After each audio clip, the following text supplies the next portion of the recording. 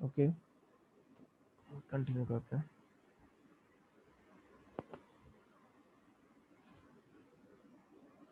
तो हम लोग malware डिस्कस कर रहे थे।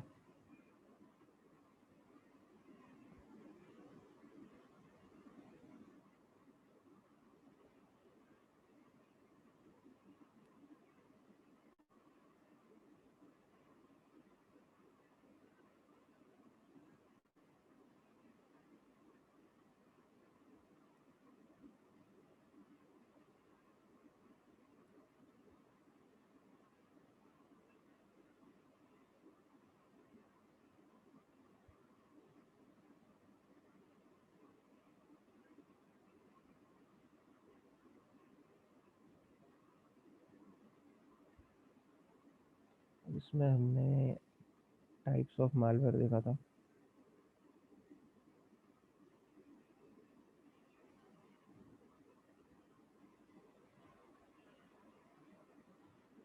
ठीक है, टाइप्स ऑफ malware जो है हम लोग देख रहे थे। तो इसमें एक जो हमने अभी नहीं डिस्कस किया, दैट इज ransomware। तो क्या होता है ransomware, जानता है कोई यहाँ पे?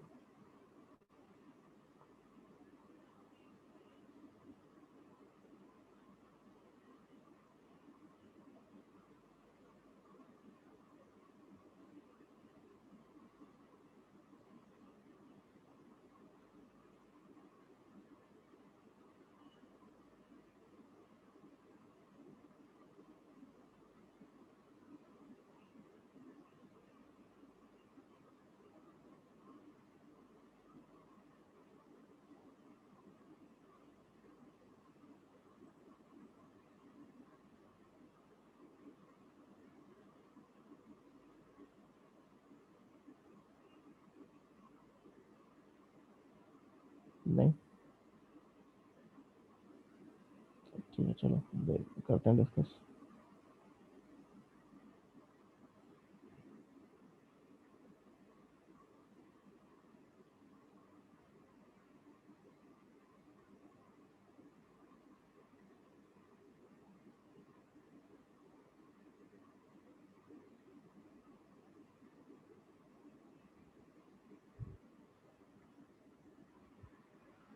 देखो, ransomware क्या होता है? अगर ransomware इन्फेक्ट करता है किसी सिस्टम को, तो वो क्या करता है कि सिस्टम की जो फाइल्स हैं, जो डेटा है, उसको इनक्रिप्ट कर देता है। मतलब तुम अपनी, अगर तुम्हारा सिस्टम ransomware से इन्फेक्ट हो जाता है, मान लो, तो तुम्हारे सिस्टम की जो फाइल्स हैं वो तुम एक्सेस नहीं कर पाओगे।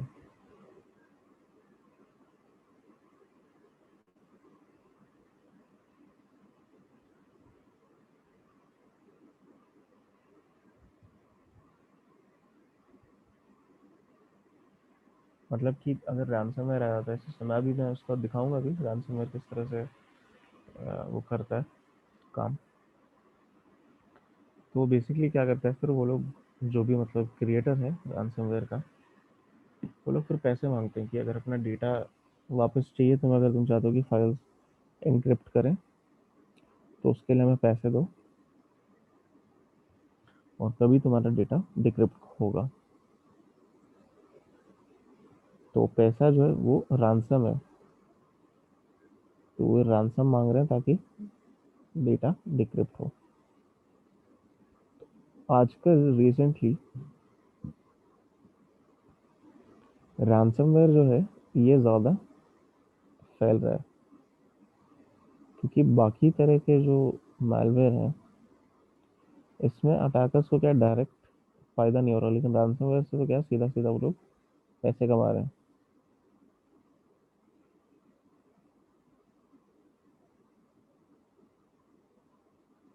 तो फिर होता क्या है कि काफ़ी केसेस में लोग दे भी देते हैं पैसे। अगर कुछ इंपॉर्टेंट डेटा है, बिजनेस रिलेटेड कुछ है, कुछ क्रिटिकल वहाँ पे इंफॉर्मेशन है, तो लोग पैसे दे देते हैं, क्योंकि वो डेटा क्या है, कहीं और से रिस्टोर नहीं हो सकता।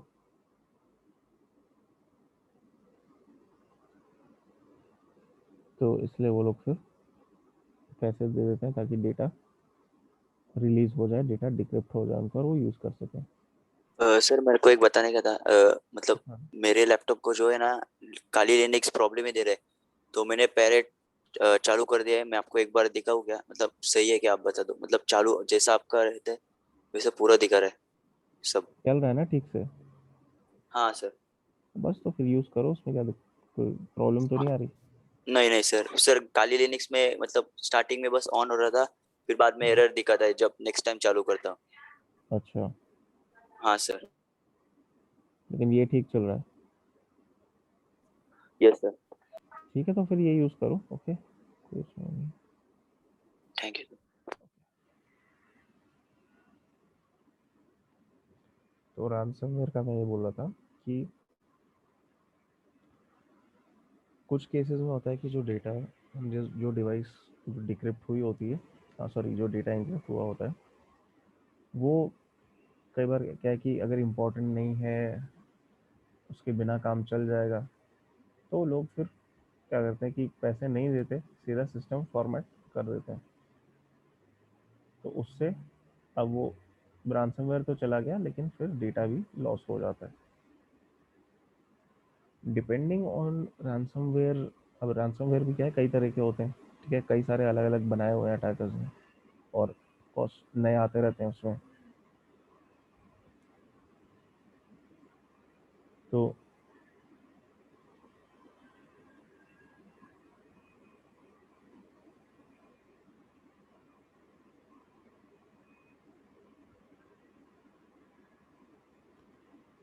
उसमें फिर क्या होता है कि जैसे ये जो malware एनालिसिस होता है, जो रिसर्चर्स हैं, कभी कभी कुछ malware स्ट्रेन्स के लिए इन लोगों को कैसे डिक्रिप्ट करना है वो की मिल जाती है।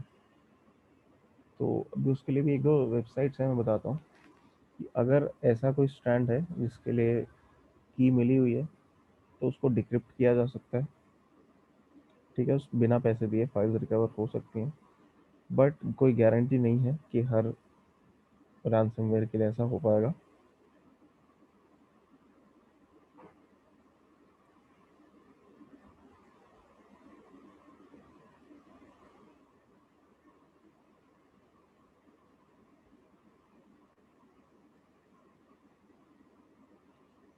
इसलिए मतलब ट्राई कर सकते हैं उन वेबसाइट्स पे देख के, अगर ransomware इन्फेक्शन हुआ है, अगर उन पे कोई डिक्रिप्टर्स अवेलेबल हैं तो वो यूज़ किए जा सकते हैं।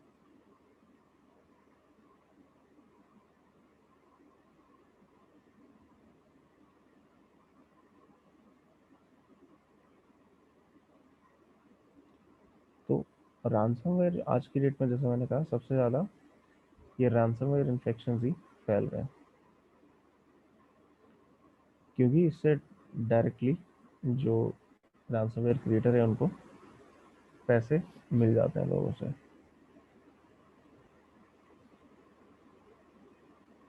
कि वो लोग अच्छे खासे पैसे मांगते हैं। पैसे भी किसमें, बिटकॉइन ट्रांजैक्शंस मांगते हैं, क्योंकि बिटकॉइन को क्या है, ट्रेस नहीं किया जा सकता।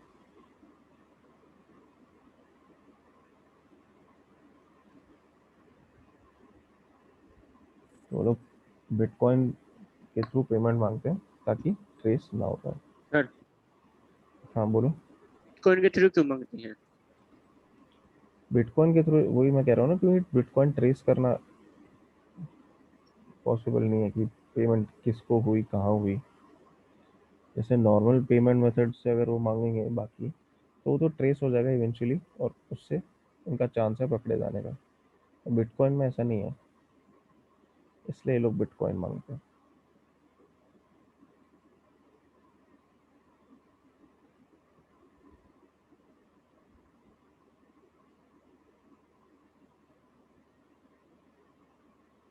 और ransomware ये लोग मेनली किसको टारगेट करते हैं, कोई बता सकता है क्या मेन टारगेट कौन है? कौन मतलब बेसिकली किस तरह के सिस्टम्स या किस तरह की ऑर्गेनाइजेशन रहती हैं? तो जो बड़ी बड़ी ऑर्गेनाइजेशंस होती हैं उस पर मेनली टारगेट होते हैं रैंसमवेयर के। बड़ी ऑर्गेनाइजेशंस ठीक है उन पे तो करते हैं, और किस पे करते हैं?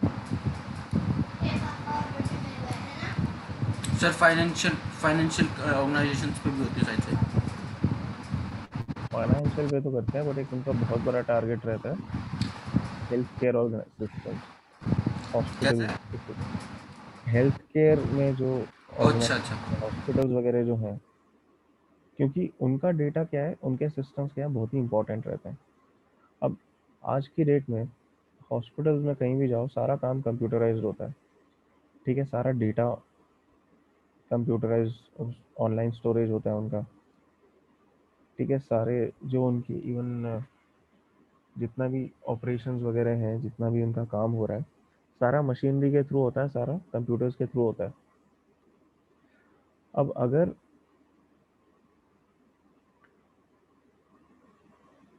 इन सिस्टम्स को कोई मतलब ransomware इन्फेक्शन के थ्रू अटैकर्स टारगेट करते हैं, तो क्या होता है? अब अगेन हॉस्पिटल्स में बहुत ही ज़रूरी है कि सिस्टम्स जो है ढंग से प्रॉपर वर्किंग हो, अदरवाइज उनका काम रुक जाता है। तो इस तरह की सिचुएशंस में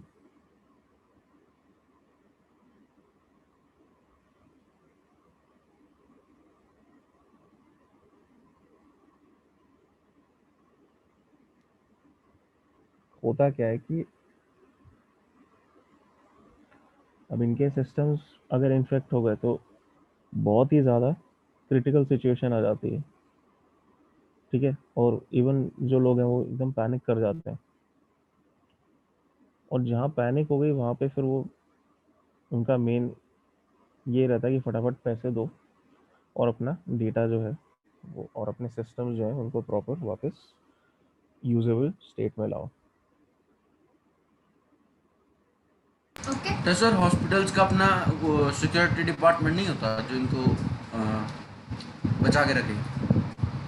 तो सिक्योरिटी डिपार्टमेंट तो हर जगह होता है, बट कोई अगर 100% इफेक्टिव होते सिक्योरिटी डिपार्टमेंट्स तो अटैकर्स को एग्जिस्ट नहीं करते आज की डेट में। तो सर बेसिकली जैसे हैकर्स जो होते हैं ये रैंसम मतलब हैक उनके मशीन्स को अपने रिमोट एक्सेस ले लेते हैं, अपने हिसाब से कंट्रोल कर लेते हैं। सर इतना पैसा वो रैंसम में देते हैं, इससे बड़े वो इतना पैसा दे कि प्रोफेशनल वो ही रख ले जो उस चीज़ को बचा सके उस चीज़ से। तो ये चीज़ कंपनीज को नहीं समझ आती ना, क्योंकि देखो अभी रिसेंटली तो चलो फिर भी थोड़ा सा कुछ चेंज आ रहा है, बट आज से कुछ साल पहले का अगर देखोगे तो कंपनीज का जो एटीट्यूड था वो सिक्योरिटी तो मतलब ऐसा ही था कि यार क्या करना, सिक्योरिटी पे पैसे क्यों खर्च करने, हमें कोई टारगेट क्यों करेगा, इस तरह का एटीट्यूड लेके कंपनीज चलती थी।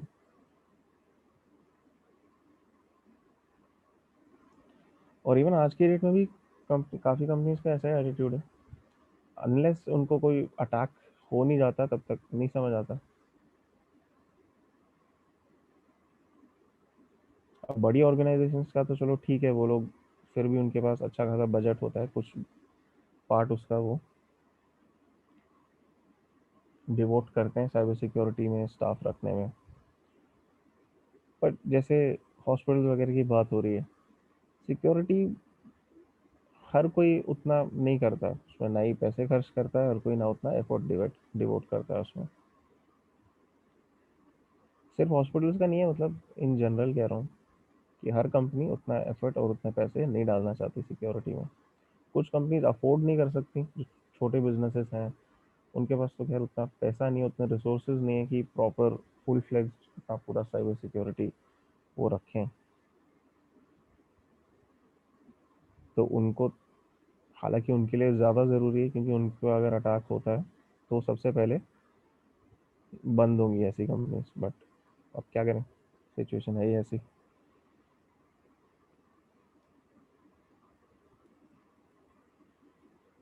अच्छा, तो हॉस्पिटल्स की बात हो रही थी, तो अब जैसे कुछ महीने पहले, आई थिंक 2020 की बात है ये, जहाँ तक मेरे को याद आ रहा है, एक कैसा केस हुआ था यूरोप में कहीं पे, कि किसी हॉस्पिटल में रैंसमवेयर अटैक हुआ। अब उनके सारे ही जो वो थे सिस्टम्स, ठीक है, वो सारे इन्फेक्ट हो गए थे रैंसमवेयर से। तो एक बहुत ही क्रिटिकल कोई ऑपरेशन होना था किसी का, वो हो नहीं पाया उस वजह से। तो वो उसको, लेकिन उन्होंने कहा कि इसको दूसरे हॉस्पिटल में शिफ्ट करते हैं, लेकिन तब तो उस बंदे की डेथ हो गई। तो पैसे का नुकसान तो अलग चीज़ है, सिस्टम्स का नुकसान अलग चीज़ है, बट हॉस्पिटल्स को टारगेट करने पे इस तरह की सिचुएशन भी हो जाती हैं। इसीलिए और भी ज़्यादा इम्पोर्टेंट हो गया आज की डेट में कि इस तरह की चीज़ों से, मालवेयर इन्फेक्शन से, रानसमवेयर इन्फेक्शन से अपने आप को बचा के रखो। क्योंकि नॉर्मली काफ़ी लोग हैं जो ध्यान नहीं देते। रानसमवेयर या कोई भी मालवेयर इन्फेक्शन बहुत ही सिंपल, कोई ऐसे अननोन ईमेल क्लिक कर लिया, वहाँ से आ जाएगा। कुछ पायरेटेड डाउनलोड किया, वहाँ से आ जाएगा। ठीक है, कोई लिंक कहीं भी क्लिक कर लिया जो ट्रस्टवर्दी नहीं है, वहाँ से आ सकता है। तो वही बात है, जितना अलर्ट रहोगे, जितना ध्यान रखोगे, उतना बचे रहोगे।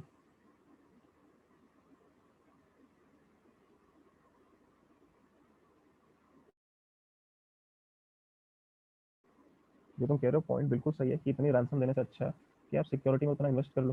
बिल्कुल सही बात है, तो कंपनी समझे तब ना।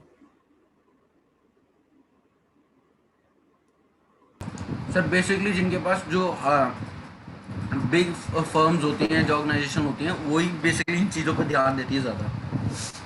वो ज़्यादा ध्यान देती हैं। हाँ। इवन ज़रूरी नहीं है कि बिग फर्म्स में भी ये सारा प्रॉपर एक एक चीज़ उन्होंने करी है। हाँ, फिर भी कोई ना कमी तो कहीं ना कहीं रह ही जाती है। रह जाती है। प्लस देखो, अगर एकदम बहुत ही एफिशिएंट तुम्हें सिक्योरिटी पोस्चर बनाना है अपनी ऑर्गेनाइजेशन का, तो वहाँ पे क्या है, पैसे भी लगते हैं। तुम्हें अपने जो टीम है, जो स्टाफ है सिक्योरिटी, उनको प्रॉपर टूल्स प्रोवाइड करने हैं, प्रॉपर रिसोर्सेज प्रोवाइड करने हैं कि वो अपना काम अच्छे से कर सकें। तो कुछ कंपनीज क्या करती हैं, स्टाफ तो रख लेती हैं उनको, लेकिन अगर वो मांगते हैं कि हाँ हमें थोड़ा सा बजट बढ़ाओ, थोड़ा सा कुछ टूल्स और प्रोवाइड करो, तो उसके लिए मानती नहीं, इन्वेस्ट नहीं करना चाहती हैं ज़्यादा। तो वही बात है कि इसको अगर प्रायोरिटी नहीं रखोगे साइबर सिक्योरिटी को, तो कहीं ना कहीं फिर उसका नुकसान होगा।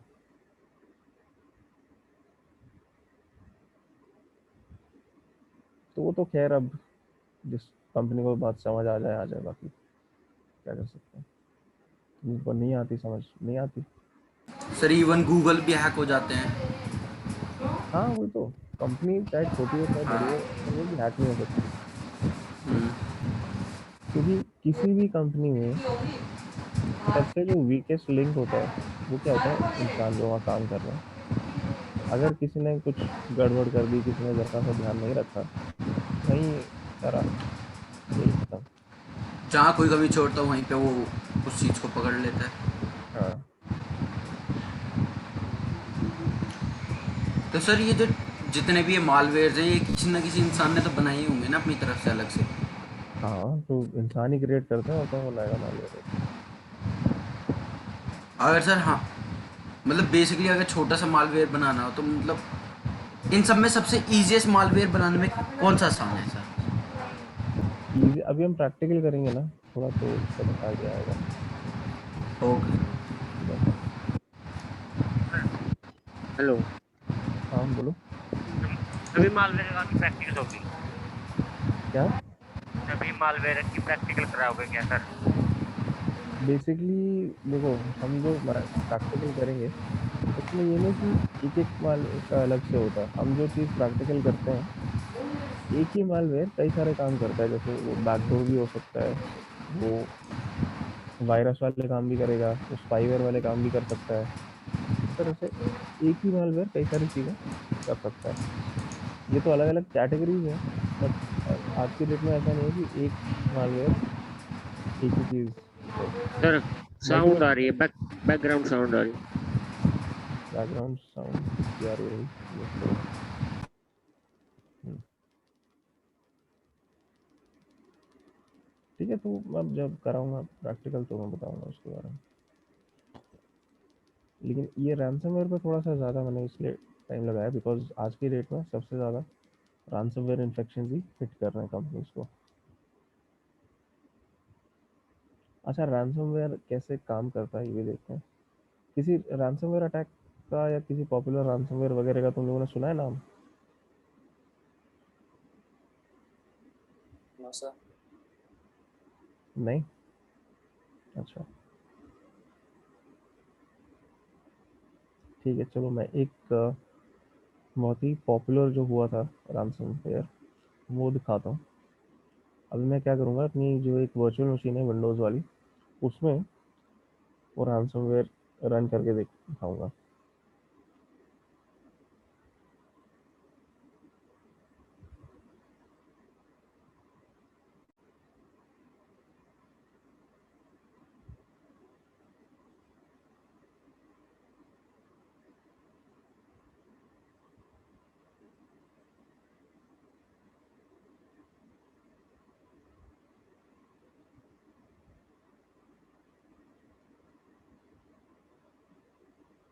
मतलब बेसिकली यहाँ दिखाने का ये मतलब है कि किस तरह से रैंसमवेयर इन्फेक्शन दिखता है, किस तरह से उसके इफेक्ट्स दिखते हैं, वो दिखाना है यहाँ पर बस।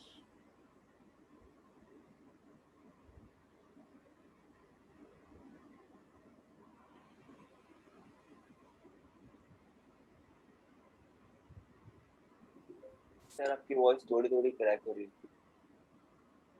वॉइस क्रैक और थोड़ा सा नेटवर्क का इशू होगा यार बीच में। Okay sir.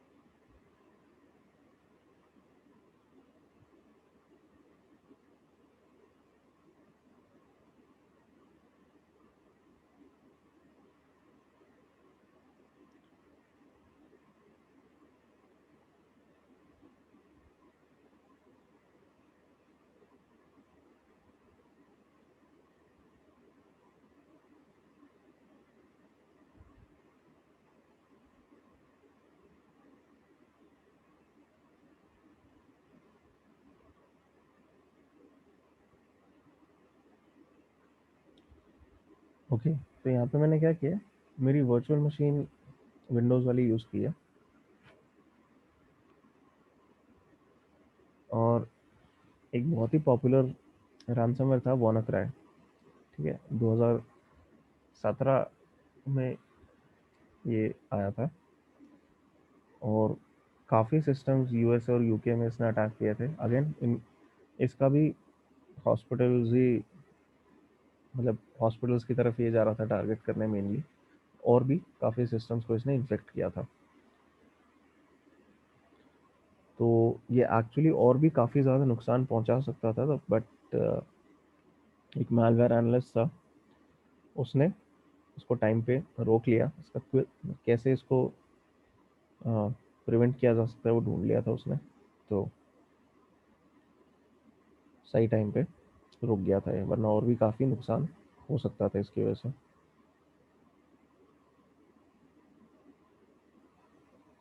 सर अगर इसे रोकना होगा तो कैसे रोक सकते हैं? रुक, अब वो तो इसने क्या किया था, उसका जो कोड था मैलवेयर का वो पूरा एनालाइज किया था और उसमें उसका किल, मतलब ये जो जो मैलवेयर क्रिएटर्स होते हैं वो कभी कभी क्या करते हैं जब बनाते हैं तो उसमें कोई ऐसी कंडीशन डाल देते हैं जिससे कि वो रुक जाएगा। किल स्विच कहते हैं उसको। तो मेनली तो वो इसलिए डालते हैं क्योंकि वो, ताकि खुद जब वो टेस्ट कर रहे हैं उसको तो उनके सिस्टम्स ना इन्फेक्ट करें। तो अगर किल स्विच है तो वो रुक सकता है। बेसिकली इस केस में WannaCry जब उसने एनालाइज किया तो उसको ये मिला कि ये एक पर्टिकुलर डोमेन को कांटेक्ट करने की कोशिश कर रहा था। अगर वहाँ से डोमेन से उसको रिस्पॉन्स मिल रहा था तो ये रुक रहा था, आगे कुछ नहीं कर रहा था। सर मैंने शायद ये सुना है, कहाँ पे तो और मतलब जिसने ये रोका था उसे मतलब अरेस्ट भी किया था पुलिस ने उसे। हाँ, वो इसके लिए नहीं, वो उसका कुछ और चक्कर था। हाँ सर मैंने ये सुना है, मतलब वो कौन से तो डोमेन पे एक कुछ तो सेंड कर रहा था लेकिन उसको रिस्पॉन्स नहीं आ रहा था, इसलिए वो वायरस बढ़ते जा रहा था। तो ये जो, हाँ, तो इसका किल स्विच था कि ये जो मैलवेयर है, ये जो रैंसमवेयर है, WannaCry, ये एक डोमेन को कांटेक्ट करने की कोशिश करता है। अगर उस डोमेन से कोई रिस्पॉन्स आता है तो ये रुक जाता है। अगर उस डोमेन को नहीं रीच कर पाता तो ये नॉर्मल अपना इन्फेक्ट करने लगता है सिस्टम को। तो वो चीज़ उसने पता लगाई थी। मार्कस हचिन्स नाम था उसका, नाम था मतलब नाम है उसका। और वो अरेस्ट तो किसी और रिलेशन में हुआ था, ठीक है। लेकिन ये जो उसने WannaCry रोका था, इसकी वजह से फिर उसको मतलब this played a major role in the fact कि जज ने कहा कि हाँ नहीं, इसने इतना ये किया है, इसने लार्ज स्केल पे इन्फेक्शन रोका है, तो उसको मतलब कुछ बहुत सीवियर पनिशमेंट वगैरह नहीं मिली फिर, जिस चीज़ के लिए वो अरेस्ट हुआ था उस केस में। तो खैर वो तो अलग चीज़ है। अब यहाँ पे ये WannaCry है, ये अगर चलता है सिस्टम पे तो क्या होता है देखो।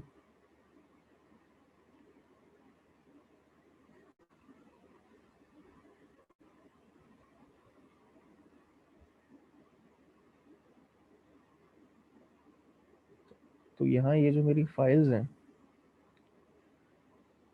ठीक है, जो जिप फाइल्स हैं और बाकी जो फाइल्स हैं, इन सबको ये एनक्रिप्ट कर रहा है। .WNCRY ऐसे एक्सटेंशन लगा रहा है इनके आगे, ठीक है। तो इस फॉर्म में ये फाइल्स को यूज़ नहीं किया जा सकता।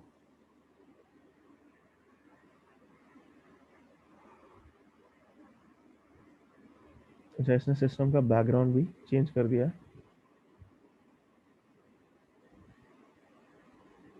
और एक ऐसे मैसेज भी आ रहा है पॉपअप।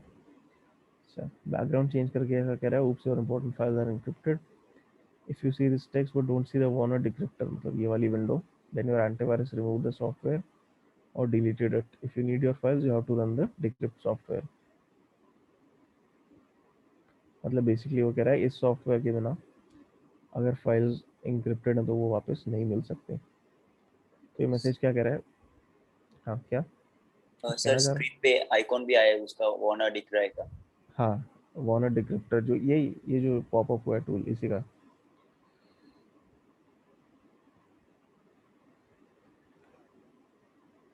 और सर कुछ लोगों ने मतलब इस पर जो बिटकॉइन मतलब कुछ लोगों ने पैसे भी भरे थे और उनको मतलब इफेक्ट और बढ़ गया था उनके जो पीसी में का। मतलब उनको डेटा वापस नहीं मिला, ये कह रहे हो, है ना? हाँ यस सर। तो कुछ केसेस में ऐसा होता है कि डेटा वापस नहीं मिलता। रैंसमवेयर में ज़्यादातर जो मतलब रैंसमवेयर क्रिएटर्स हैं, वो लोग डेटा रिटर्न कर देते हैं, मतलब डिक्रिप्ट कर देते हैं, क्योंकि उनको फिर ये है कि मान लो हमने यहाँ पे डेटा, किसी का उसने पैसे दिए, मैंने डेटा डिक्रिप्ट नहीं किया, तो और कोई भी पैसे नहीं भरेगा अपना डेटा डिक्रिप्ट करवाने के लिए। तो ज़्यादातर केसेस में तो वो लोग कर देते हैं डिक्रिप्ट, अगर पैसा भरा है तो, क्योंकि उनको वही है कि पैसे तो चाहिए, और अगर पैसे लेके वो नहीं डिक्रिप्ट करेंगे तो फिर लोग या तो पैसे देने बंद कर देगा उसको।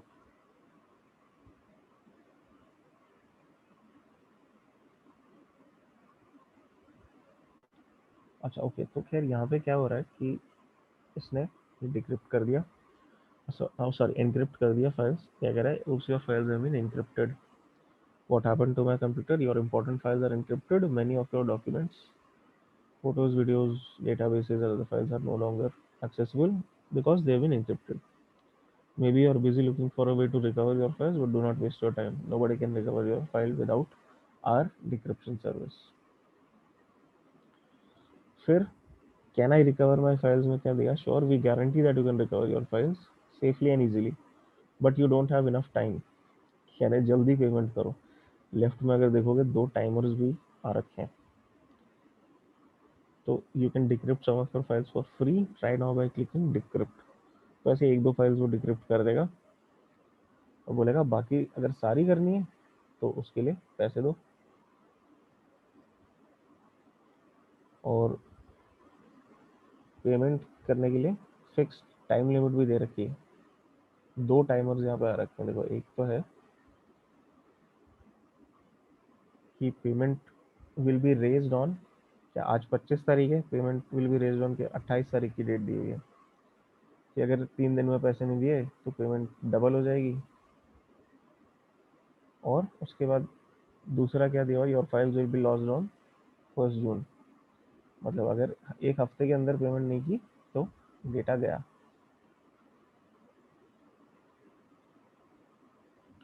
तो ये चीज़ें क्या है, डराने के लिए लोगों को कि अगर हम लोग फिर वहाँ पैनिक हो जाते हैं कि अरे मैंने पैसे नहीं दिए, मेरा डेटा गया सारा। ये सारा जो चक्कर है लोगों को पैनिक क्रिएट करने के लिए, लोगों को डराने के लिए होता है। फिर इसमें क्या लिखा है, okay you only have 3 days to submit the payment, after that price will be doubled. वही चीज़ जो यहाँ पे टाइम है कह रहा है। Also if you don't pay in 7 days you won't be able to recover your files forever. 7 दिन के अंदर पैसे नहीं दिए तो फाइल हमेशा गई, हमेशा के लिए गई। और we will have free events for users who are so poor that they couldn't pay in 6 months। तो उसके बाद फिर how do I pay, payment is accepted in bitcoin only, और please check the current price and buy some bitcoin. तो कह रहा है bitcoin खरीदो और उससे फिर पे करो। और पेमेंट कितनी मांगी है उसने, $300 वर्थ ऑफ बिटकॉइन। और वही अगर 3 दिन में नहीं दोगे तो 300 की जगह पर 600 मांगेंगे।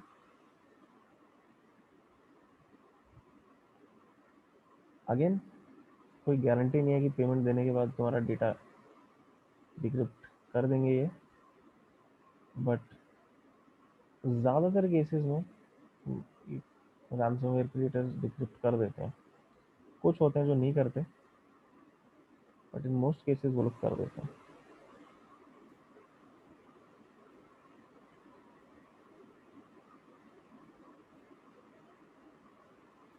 सर बोलो क्या, कुछ क्वेश्चन पूछना चाह रहे हो? सर हाँ, इसे बनाया कैसे ये था? बनाया कैसे, वो तो यस सर, जिसने बनाया उससे पूछो। हम नहीं बना बेसिकली सकते। मालवेयर भी क्या है कि मालवेयर भी कोड है, सिंपल है ना। तो अब ये कोड क्या कर रहा है कि ये एनक्रिप्ट कर रहा है फाइल्स को, और उसके बाद उसकी डिक्रिप्शन जो की है वो भी उसमें अंदर कहीं ना कहीं है। और डिक्रिप्ट सॉरी एनक्रिप्ट करने के बाद इस तरह से मैसेज शो करता है वो। और अब सर उसने उन्होंने पूरा दिया how to buy bitcoin, about bitcoin, मतलब पूरी इंफॉर्मेशन, मतलब उन्हें एक्चुअली हर गारंटी किसी को दी, नहीं हाँ पता होता लोग ना, करेंगे पे। हर किसी को बिटकॉइन के बारे में नहीं पता होता ना, तो इसलिए उन्होंने कहा कि इन्फॉर्मेशन दे दो। हाँ सर अगर ये आ गया किसी के कंप्यूटर पे तो फिर इसे कैसे मतलब निकाल सकते हैं? मतलब अगर ये आता है तो कैसे निकालना है, ओके। हाँ मतलब सर हमारा तो है हॉस्पिटल, उस पे हो गया तो। अच्छा, उसमें फिर वहाँ तुम्हें ये कंसिडर करना है कि जो भी सिस्टम इन्फेक्टेड है, ठीक है, पहले तो ये देखो कि जो डेटा वहाँ पे इनक्रिप्ट हुआ है, क्या तुम्हें वो डेटा ज़रूरी है रिकवर करना, ठीक है। That is your first question जो तुम वहाँ पे पूछोगे, डेटा रिकवर करना ज़रूरी है या नहीं। क्योंकि अगर डेटा रिकवर करना इम्पोर्टेंट नहीं है, ठीक है, तो सिंपली उसको सिस्टम को फॉर्मेट कर दो। रैंसमवेयर भी गया, डेटा भी, अब डेटा तो अगर तुमने वैसे ही डिटर्मिन कर लिया कि ज़रूरी नहीं है रिकवर करना, तो सीधा फॉर्मेट मार दो सिस्टम को, या तो वहाँ डेटा तो जाएगा और ये रैंसमवेयर भी चला जाएगा। Okay sir. अगर डेटा रिकवर करना है, ठीक है, अगर डेटा इंपॉर्टेंट है, तो डिपेंडिंग ऑन कौन सा रैंसमवेयर का स्ट्रेन है जिसने इन्फेक्ट किया है सिस्टम को, उसके लिए देखो कि कोई डिक्रिप्टर अवेलेबल है या नहीं। अगर है तो उसको यूज़ करके देखो सिस्टम पे, हो सकता है काम करे, हो सकता है ना करे, अगेन कोई गारंटी नहीं है कि करेगा काम। अगर काम कर जाता है, फाइल्स रिकवर हो जाती हैं, देन वेरी गुड। सर वो कैसे देखते हैं कि मैं बता रहा हूँ, एक दो वेबसाइट्स हैं,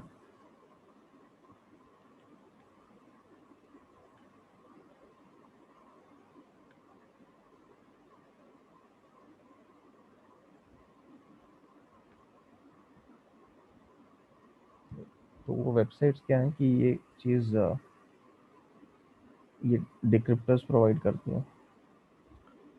ठीक है, अच्छा इसको मैं बंद करता हूँ। अब यहाँ पे देखो, ये जो फाइल्स इसने इनक्रिप्ट की हैं, ये इस पर्टिकुलर रैंसमवेयर, उसका क्या नाम है, WannaCry।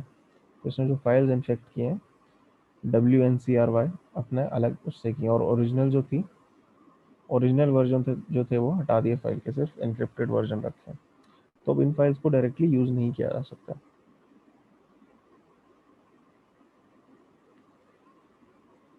लेकिन सिस्टम में ऐसा भी नहीं है कि उसने सारी फाइल्स एनक्रिप्ट की हो जाके। अच्छा, यहाँ पे तो चलो ये सब एनक्रिप्ट कर दिया। अब ये एग्जीक्यूटेबल है, इसको एनक्रिप्ट नहीं किया। यहाँ पे इस डायरेक्टरी में दो फाइल्स हैं, इनको एनक्रिप्ट नहीं किया।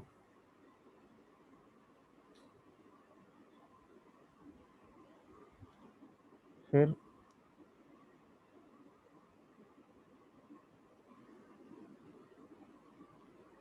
इसके अंदर अगर कुछ फाइल्स हैं, डाउनलोड में अगर कुछ है, तो ये सब एनक्रिप्ट नहीं किया। क्यों? क्योंकि इसका जो किल स्विच है वो फिर उसकी वजह से रुक जाता है। थोड़ी फाइल्स उसने एनक्रिप्ट की, उसके बाद वो जो डोमेन को कांटेक्ट करता है, वहाँ से रिस्पॉन्स आया, फिर रुक गया, आगे कुछ उसने एनक्रिप्ट किया नहीं।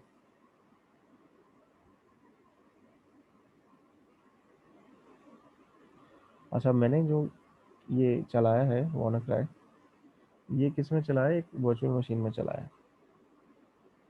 तो वर्चुअल मशीन का तो क्या है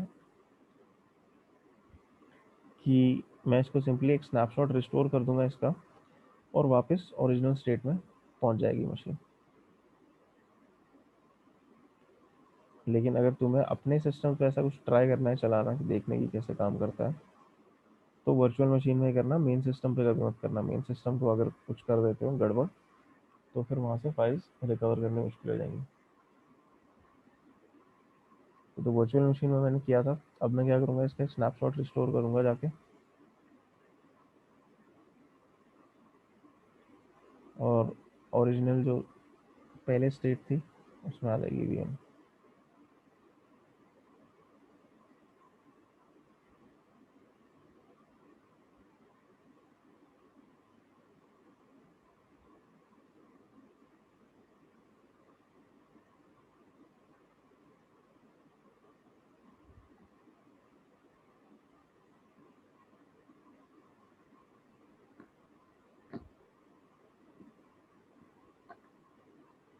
सर हाँ। जो कल आप बूटेबल पेन ड्राइव वाला बोल रहे थे ना, हम्म। जो लाइन एक्स, उसके लिए अलग से फाइल डाउनलोड करनी पड़ेगी?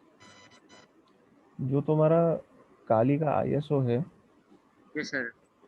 वो लाइव इंस्टेंस पे रन करे वो वाला होना चाहिए। अगर तुम्हारे पास वो वाला नहीं है, तो फिर उस काम के लिए वो तुम्हें चाहिए होगी ISO फाइल। और सर बूटेबल पेन ड्राइव बना के उसमें विंडो डालनी पड़ेगी या सीधा वही? नहीं, विंडोज़ की क्या ज़रूरत है उसमें? तो उसमें तो तुम वही आई लिनक्स डाल रहे हो ना। बूटेबल पेन ड्राइव बना के और आईएसओ फाइल डालते हैं सर। हाँ, ISO काली वाली डालोगे ना। यस सर, काली वाली आईएसओ फाइल हाँ, डालते तो उसमें फिर हो विंडोज़ जाएगा। विंडोज़ उसमें पेन ड्राइव में थोड़ी अलग से डालनी हो, तो तुम काली की बूटेबल ISO बना रहे हो, बस yes bootable sir. Pen drive बना रहे हो। Okay sir. ठीक है। Yes sir. अच्छा, अब मैंने जो सिस्टम वो किया था,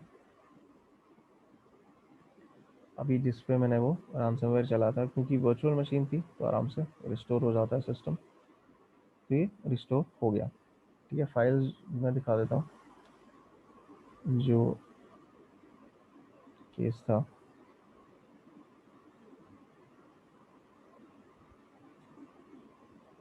फाइल्स भी नॉर्मल जो थी वैसी हैं, क्योंकि मैंने स्नैपशॉट रिस्टोर कर दिया। तो ये चीज़ वर्चुअल मशीन में करना बेस्ट है अगर इस तरह का कुछ ट्राई करना हो तो। अच्छा, मैं एक दो वेबसाइट्स की बात कर रहा था, ठीक है, वो भी दिखा देते हैं। ये वेबसाइट्स क्या है कि ये वो प्रोवाइड करती हैं डिक्रिप्टर्स।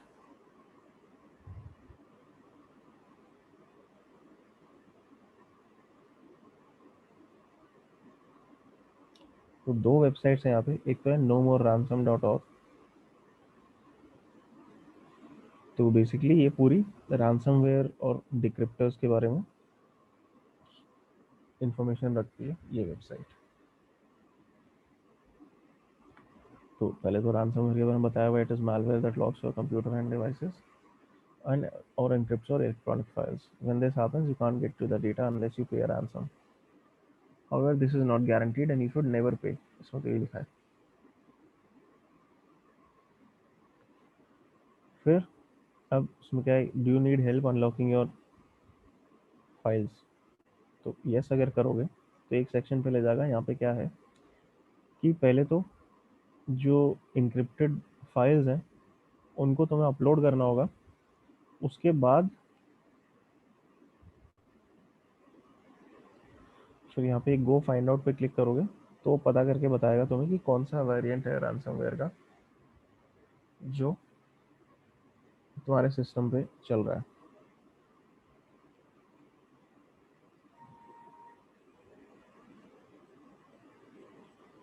फिर कुछ प्रिवेंशन एडवाइस है, डिक्रिप्शन टूल्स बताए हुए हैं।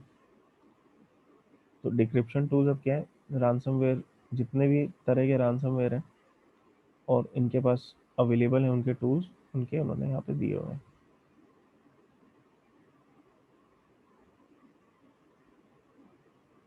ठीक है, तो तुम इसे डायरेक्ट सर्च भी कर सकते हो।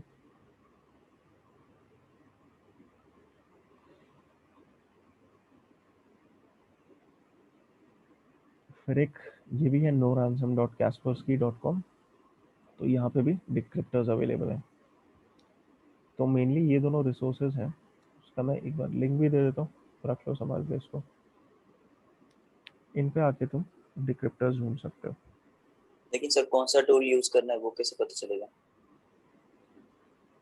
कौन सा डिक्रिप्टर यूज़ करना है वही तो कह रहा हूँ। जो वो साइट थी नो मोर रैंसम, उस पर उसने कहा था ना कि जो एनक्रिप्टेड फाइल है वो अपलोड करो और वो तुम्हें पता करके बताएगा कि कौन सा यूज़ करना है।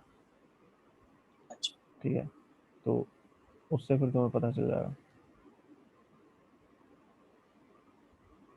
और अगेन इन्होंने भी ये लिखा है अपनी वेबसाइट्स पे कि हर रैंसमवेयर के लिए, हर तरह के रैंसमवेयर के लिए कोई डिक्रिप्टर अवेलेबल हुआ ऐसा ज़रूरी नहीं है। जिनके लिए है वो यहाँ पे अवेलेबल है, बट अगर कुछ ऐसा है टाइप ऑफ रैंसमवेयर जिसके लिए डिक्रिप्टर नहीं बना तो वो फिर वहाँ पे तो उसको डिक्रिप्ट नहीं कर पाओगे।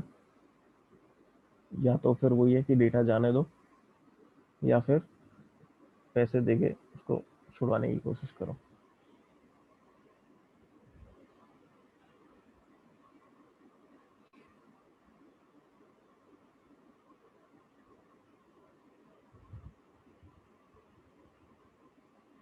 ठीक है, तो ये हैं दो ऐसी वेबसाइट्स मेन जहाँ पे डिक्रिप्टर्स मिल जाते हैं। तो आज की डेट में अगेन जो मैं बात कही थी कि रैंसमवेयर ही ज़्यादातर अटैक्स में यूज़ होने लगा है, क्योंकि उससे डायरेक्ट इन लोगों को, जो अटैकर्स हैं, इनको पैसा मिल जाता है। हर कोई पे नहीं करता बट काफ़ी लोग पे कर देते हैं।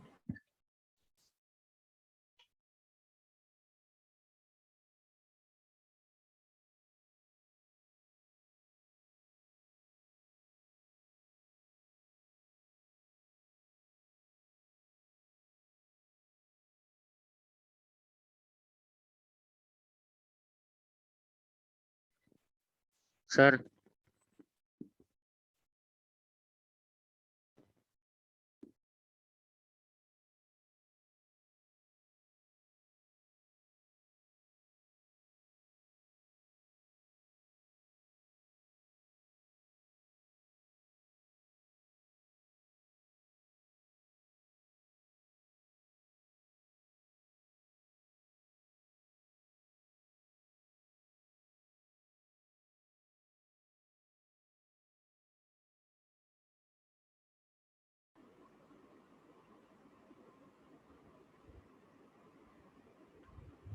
ओके, तो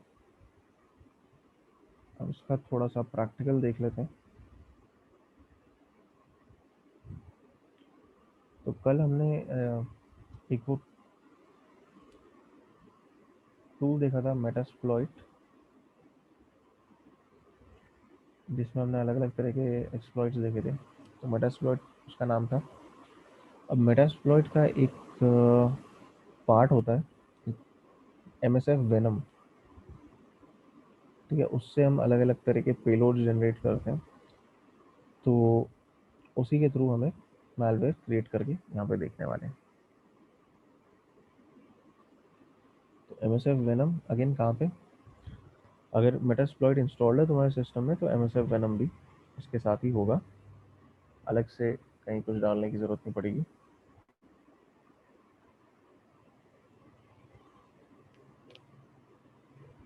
तो वो चीज़ देख लेते हैं कैसे उसके थ्रू हम मालवेयर क्रिएट करते हैं।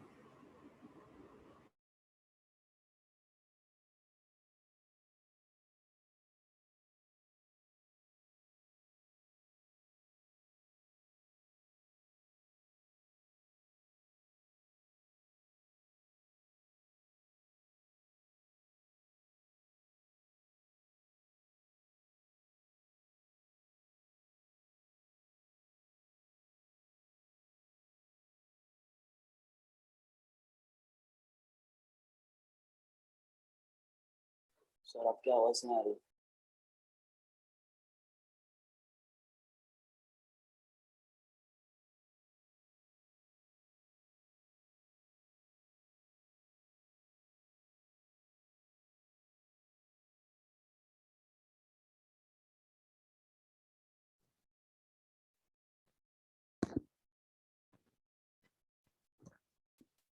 सर का नेटवर्क प्रॉब्लम है। सर लेफ्ट हो गए शायद, देवांश। यस, सर लेफ्ट हो गए। देवांश hosting। दिव्यांश होट्स हैं, दिव्यांश पढ़ाएगा।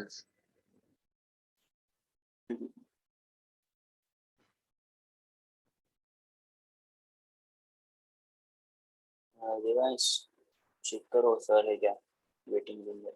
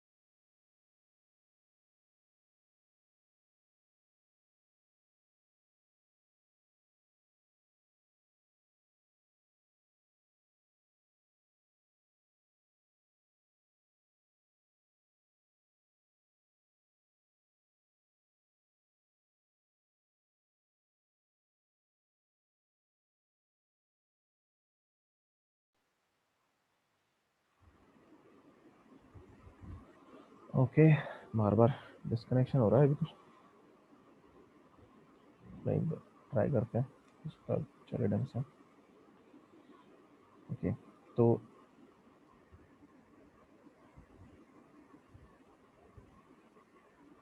अब इसमें मैं अपना मेन पैरेट उसमें आता हूँ। सर कौन सी ऐसी एप्लीकेशन है क्या, मतलब सारे कमांड्स और उनके यूजेस बताए गए। किसमें? मतलब जो कमांड्स यूज करते हैं ना उसके बारे हाँ, में, मतलब वो किसके लिए यूज करते हैं, और कमांड्स भी बताए गए कौन से ऐसे एप्लीकेशन है क्या जिसमें सब है। कोई पर्टिकुलर कमांड के बारे में या मतलब किस उसके लिए? नहीं, सारे कमांड्स है उसमें और वो किस के लिए यूज करते हैं। अच्छा, लिनक्स के लिए कह रहे हो ना, लिनक्स नहीं कमांड। नहीं, पैरेट पे। पैरेट, पैरेट पैरेट तो लिनक्स ही है। जो चीज़ें तुम काली में यूज़ करते हो सेम चीज़ तुम इसमें कर सकते हो। यस ठीक है, दोनों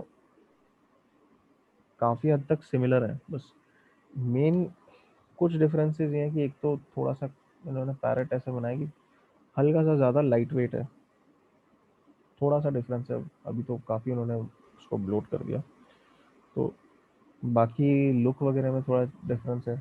बाकी टूल्स और बेसिक फंक्शनिंग तो सेम है, दोनों डेबियन बेस्ड हैं, दोनों का कोर सेम है। एक जो टूल एक में काम करता है वो दूसरे में काम करेगा, तो बाकी कोई फ़र्क नहीं है अलग से। हाँ सर, पैरेट उसमें वर्चुअल वर्ल्ड में इंस्टॉल नहीं हो रहा है इंस्टॉल नहीं हो रहा है, क्या दिक्कत आ रही है? सर। उसमें एरर शो हो रही है, detected not installed in media पे। क्या एरर है एग्जैक्टली एक बार स्क्रीन पे दिखा सकते हो क्या? और वर्चुअल बॉक्स में नहीं हो रहा है, एक बार VMware में ट्राई करके देखो। Okay sir. सर मेरे को स्टार्ट करते टाइम ऑप्शन आए थे नहीं, तो फिर मैंने लाइव मोड में चालू किया, तो लाइव मोड में ही चालू कर लेना। लाइव में चल रहा है, लाइव मोड में, सर लेकिन तुम्हारी लाइव सेटिंग में तो चल रहा है पर वो इंस्टॉल नहीं हो रहा है। जैसे लाइव मोड में तो चल रहा है। इंस्टॉल किसी का भी नहीं हो रहा। मेरा हुआ है ना इंस्टॉल। तुम्हारा इंस्टॉल हो गया तो तुम हाँ इंस्टॉल करके यूज़ कर रहे हो ना? Yes sir. हाँ सर, मेरा भी वर्चुअल बॉक्स में इंस्टॉल हो चुका है। हो चुका है। सर पैरेट नहीं हुआ, काली तो हो गया था। खाली हो गया था, पैरेट नहीं हुआ। अच्छा, जी सर। एक बार दिखाना एग्जैक्ट क्या एरर आ रहा है। सर एक सेकंड सर, लैपटॉप से भी ऑन करते हैं। अच्छा, क्योंकि लाइव में देखो, लाइव में यूज़ करोगे तो लाइव में सबसे बड़ी प्रॉब्लम ये है कि उसमें तुम्हारे चेंजेस सेव नहीं होंगे।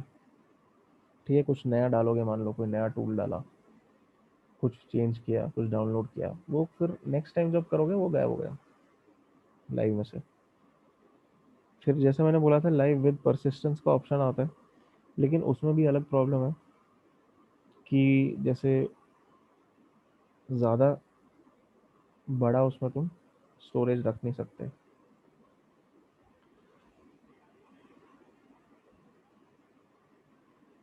अच्छा, इसमें ये किया, फिर क्या हो रहा है?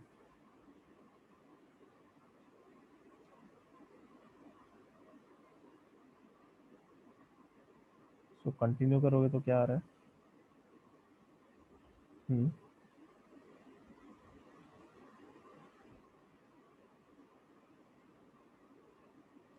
Check the integrity of installation media. अच्छा, एक्सक्यूज मी सर। हाँ बोलो। सर मेरे को यहाँ पे स्टार्टिंग का ऑप्शन आते हैं live mode, terminal mode, RAM mode, persistence, encrypted, वापस forensic, fail safe, fail safe three three times आ रहे हैं, और सेकेंड लास्ट को इंस्टॉल है। तो तो तुमने तो इंस्टॉल कर लिया ना ऑलरेडी? हाँ फर्स्ट पे तो इंस्टॉल जो किया वो यूज़ करो ना, उसमें क्या दिक्कत है?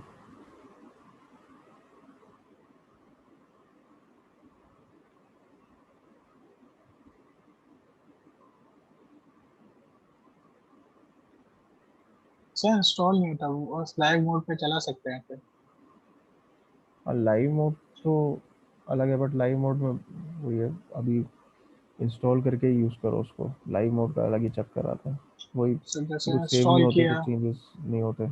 अब इंस्टॉल विद GTK GUI किया। अच्छा, तो पहले क्या किया था? पहले कुछ और ट्राई किया था? सर पहले भी यही किया था। अच्छा, ये किया था। सर जैसे इंग्लिश किया।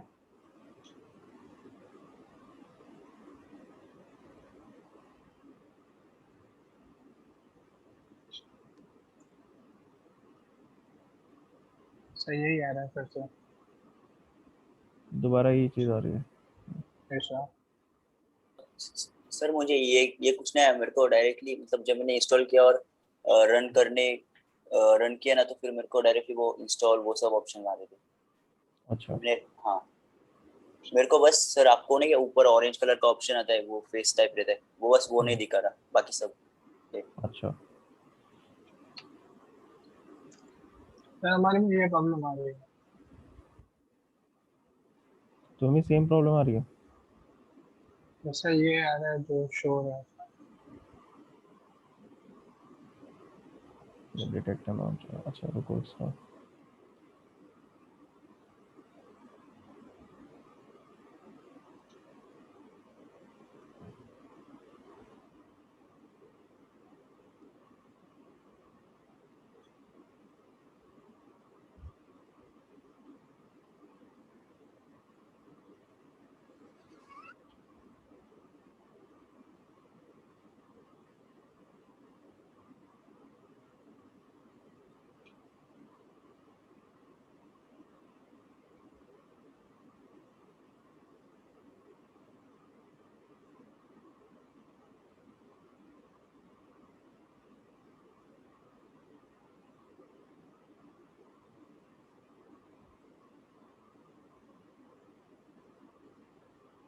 एक बार VMware में ट्राई करो ये चीज़, अगर उसमें भी नहीं इंस्टॉल हो रहा तो ओके सर, ट्राई करते हैं फिर बताएंगे। अपना ट्राई एक बार। सर सर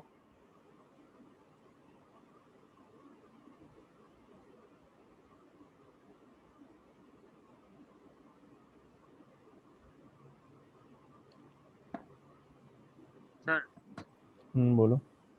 सर जो ये बूटेबल पेन ड्राइव में लाइनेक्स कर रहे हैं ना यूज सर। हम्म, हेलो हाँ बोलो। सर, जो हाँ ये हाँ बूटेबल पेन ड्राइव में लाइनेक्स कर रहे हैं ना, हाँ। उसके लिए भी वर्चुअल मशीन की जरूरत पड़ेगी? बूटेबल पेन ड्राइव तो तुम डायरेक्ट मतलब तुमने उसमें यूज़ किया तो नहीं, उसमें पेन ड्राइव की ज़रूरत, सॉरी उसमें वर्चुअल मशीन की ज़रूरत नहीं है। बट बूटेबल पेन ड्राइव बना के मैं भी रिकमेंड नहीं करूँगा यूज़ करना। या तो एक काम करो, वर्चुअल मशीन में अगर तुम्हारा इंस्टॉल नहीं हो रहा उसमें भी लाइव इंस्टेंस रन हो जाती है, बट कोशिश करो कि इंस्टॉल करके ही यूज़ करो उसको वर्चुअल मशीन के अंदर,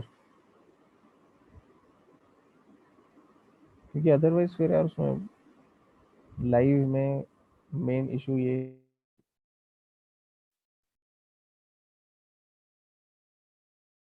सर आपकी आवाज नहीं आ रही।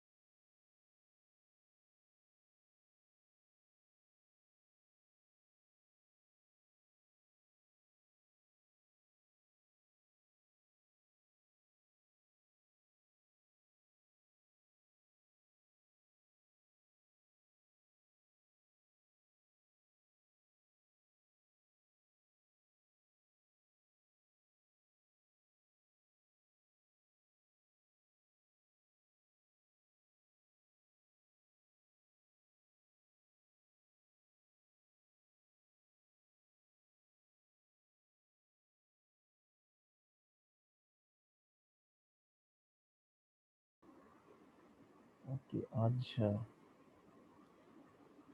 नेटवर्क का इशू चल रहा है अभी कुछ ISP के एंड पे। तो जो प्रैक्टिकल है इसका वो मैं कल करवाता हूँ।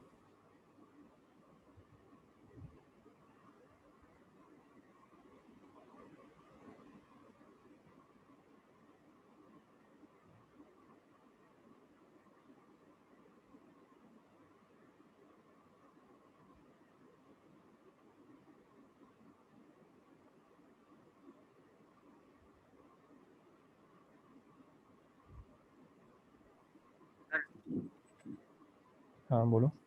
ये बूटेबल में से ही नहीं रहेगा? बूटेबल में अगर तुम लाइव सिस्टम में चलाते हो, अगेन देखो लाइव में प्रॉब्लम यही है ना कि कोई चेंजेस सेव नहीं कर सकते। यूज़ तो करके देखो लाइव पर बता। तो लाइव जरूरी है सर, यही ऐसे नहीं चला सकते? नहीं, लाइव जरूरी नहीं है ना, वही तो कह रहा हूँ।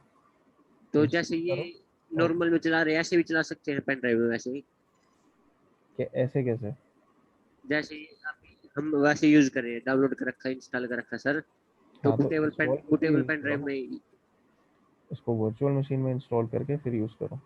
डायरेक्ट कर रखा, इंस्टॉल वो तो करोगे कर तो रखा है सर, वो तो अब भी कर रखा है, हाँ तो ऐसे ही यूज कर सकते हैं? हाँ, तो उसको यूज करो ना, अलग से फिर बूटेबल पेन ड्राइव बना के यूज करने की क्या जरूरत है? जो तुमने इंस्टॉल कर रखा है उसको यूज करो। Yes sir. तो इस या पेन ड्राइव का तो ये है कि यानी कि अलग अलग डिवाइस में कनेक्ट करने के लिए? हाँ, ओके और सर। डायरेक्ट तुम्हें इंस्टॉल करना है डिवाइस पे, उसके लिए पेन ड्राइव बनाओगे, अदरवाइज तो कोई जरूरत नहीं है। यस सर, जैसे यानी हमें और किसी उसमें डिवाइस में जाना है तो इसलिए हम्म, जरूरी है? हाँ, अगर यस डायरेक्ट ओके। इंस्टॉल करना है तो वर्चुअल मशीन में इंस्टॉल करने के लिए तो बूटेबल पेन ड्राइव की जरूरत नहीं होती ना, सिर्फ आईएसओ से काम चल जाता है। Yes sir.